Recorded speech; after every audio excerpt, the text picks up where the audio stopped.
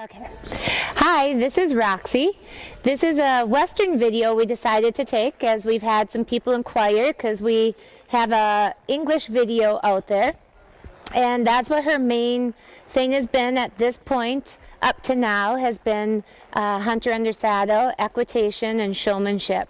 Those are the things that we have done the most showing with and played with the most. She is in the process of working on her Western. So you'll see as we're going along, I'm two-handing yet a little bit, till I get that hook a little more strong on her for one-handing. But she's coming along very nicely, and we're pretty excited about her look in Western as well. And I've got just a basic Tom Thumb on her. And what we're working on right now is just tweaking on transitions. That's one of the things that we're kind of putting more the finishing touches on. And then the other thing that we're just working on is that collecting of the body for the holding and that last little bit of extra slow that we like to have. So you'll see me kind of right here, just tug on her a little bit because she wants to put that neck way down there. And for me right now, I don't want her to go quite that low unless she stays up with her shoulders.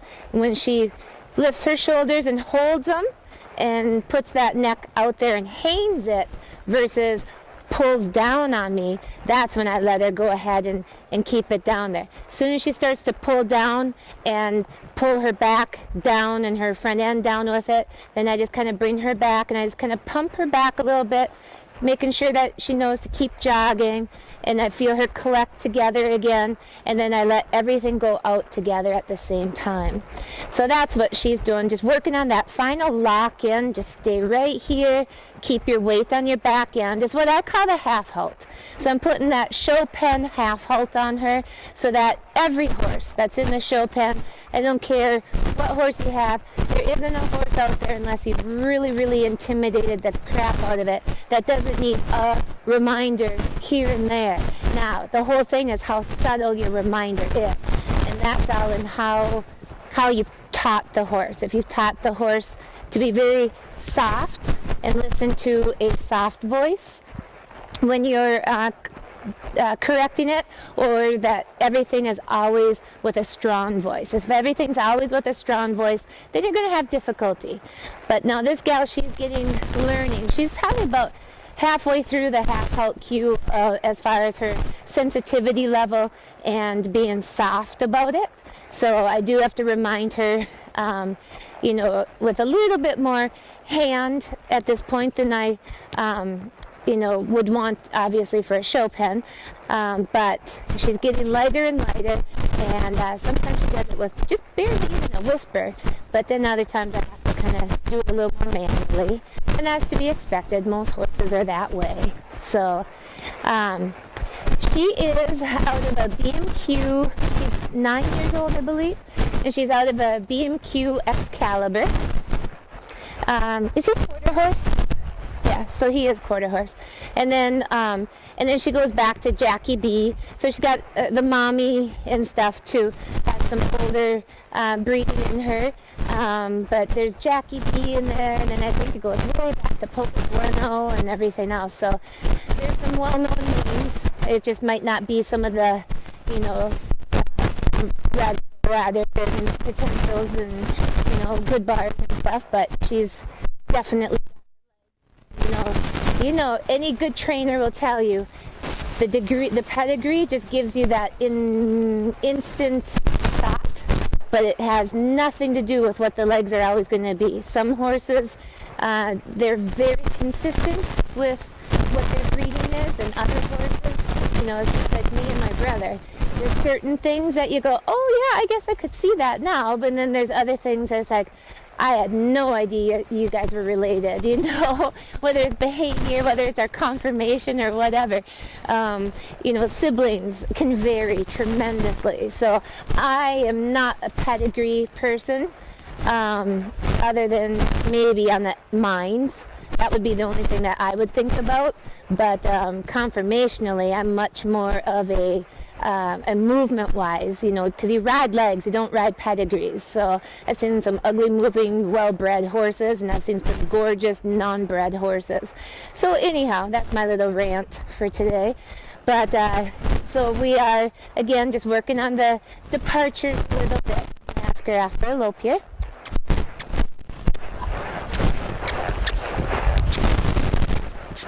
I'm teaching her how to step off right now. So you might have heard me kissing a little bit before she finally took off. And that's not because she's being disobedient. It's just she was going through the mental process of, okay, I know that she wants me to do this and do that, step off. She doesn't want me to get tight. She doesn't want me to hop off with a front end. So that's why she took her time on that one. So I'm okay with that because we actually did take off. It was the way I wanted it to be. And obviously there's room for just a little pretty on the takeoff, but I was very happy, plenty happy with that departure. So right here, just asking her to stay steady and consistent right now. It's just a lot of, you know, reminding here and there, stay with me, right down here, break up the withers, not the face. There, good girl. And then keep looking. There you go. You gotta keep flipping. Keep flipping. Yeah, there you go. Sometimes they break down slow enough that they're like, holy smoke, that's a lot of work. Keep it going. Good girl. Good girl. Yes. Stop and don't pull down. Good girl. And there's a little bit of a hill there. So that's why she always kind of rushes a little bit right there. Good, easy. Good girl. We like that. She's got her work ethic has gotten stronger and stronger as we've played with her, and she's enjoying the work more and more and getting the idea of it. And you know, she's your typical mare where you don't want to tell her what to do. Now, it doesn't mean that you can't say, here's what I want, and I'm going to keep on you till you give me what I want. But it does mean that if you are not communicating it quite clearly, if she starts reacting negatively, like putting her head up and, you know, reacting a little bit and stuff, you're going to want to double check that you're maybe getting in her way or too intense or communicated. Sorry. This is always a little tough when I have to talk while I'm doing this because it does change my body a little bit. I do find that I breathe a little deeper and my butt cheeks are a little softer, so they're kind of like, hey, I didn't realize that I used a few more muscles to keep them going and help them when I'm not chatting. So I do have little oopses when I do make my videos, which, you know what, that's life. Horses aren't perfect. I'm not perfect. So anyhow, we just learn to say oops around here and go, now fix it. So anyhow, and I was talking about something before, and I do that too. I kind of lose track of what I was thinking, but I'm trying to think of questions that people might have just to eliminate some of the chatting on the phone a little bit. Try and tell you everything I know. She loads. She clips. Clips with just your normal twitch.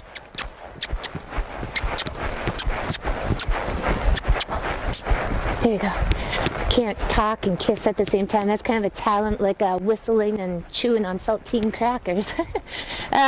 So anyhow, she clips with a twitch. So she's your normal average horse that does that. She bathes just fine, maybe a little wiggly, but that's pretty typical of a lot of horses. What else? She loads. The only thing with the loading, so you want to take your time. Don't rush her. She kind of has her little routine. She'll kind of stop, check it out, maybe poop before she gets in the trailer, so you don't have to clean the trailer out, which is kind of nice. And then she'll go, okay, I'm ready to go. So if you turn it, no, I didn't say well. If you turn it into a big deal, then yeah, it'll take you a lot longer to get her in there. But that's the only thing that she has is just don't rush her into the trailer. So don't, you know, it might take you 5 minutes. But what's 5 minutes in the bigger picture? Sometimes she'll just walk right in, and sometimes it takes her 5 minutes. So if you're an impatient person, this is not the horse for you. 5 minutes can seem like half an hour to an impatient person. 5 minutes to a patient person will seem like 20 seconds. So it all depends on you as a personality. Again, this whole thing of selling horses is about matching the right personality to the right horse. So you got to be honest with yourself and honest with me when you are looking at a horse. Don't brag yourself up.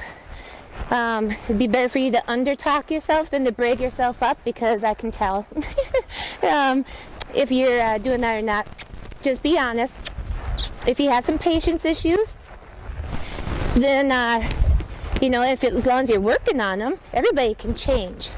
But if it is something that is a big deal to you, then don't pick her. If you're a patient person, she could be perfect for you. So you always want them, because a horse is perfect in the right matched team, and they're terrible in the wrong matched team. And it's not like you gotta be seriously extreme on your patient side. You just can't be extreme on your impatient side. There you go. Turn a little bit. Ooh, good girl. Good girl. And we've just been starting to play with a little bit of horsemanship stuff. I kind of got the tail in a little bit lower, so I don't want that to end up getting pulled out. A little bit slow.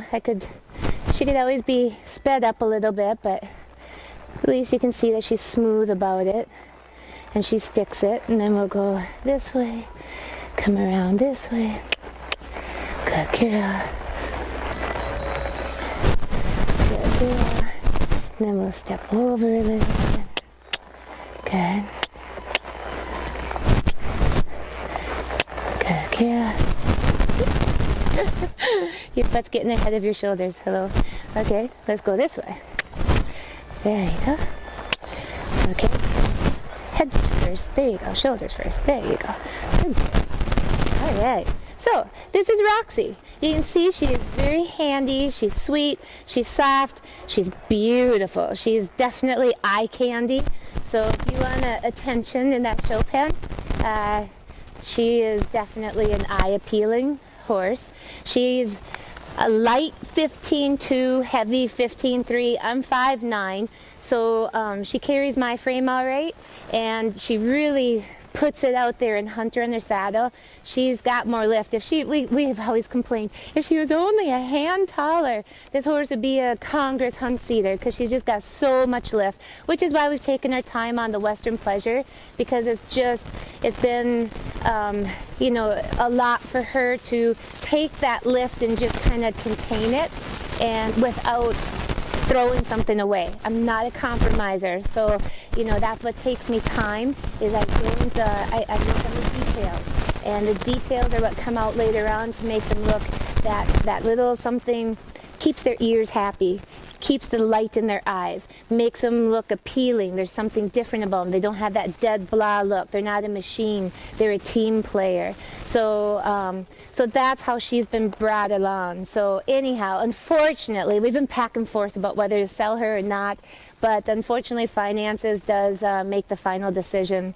There's 3 of the horses in the family, and 3 of them in board and training is kind of a budget that you got to worry about. So unfortunately, this is the one that's going to end up having to go, just because she is the most ready to go. The others are young, baby type. So if you are interested in her, please give us a call at 218-251-2470.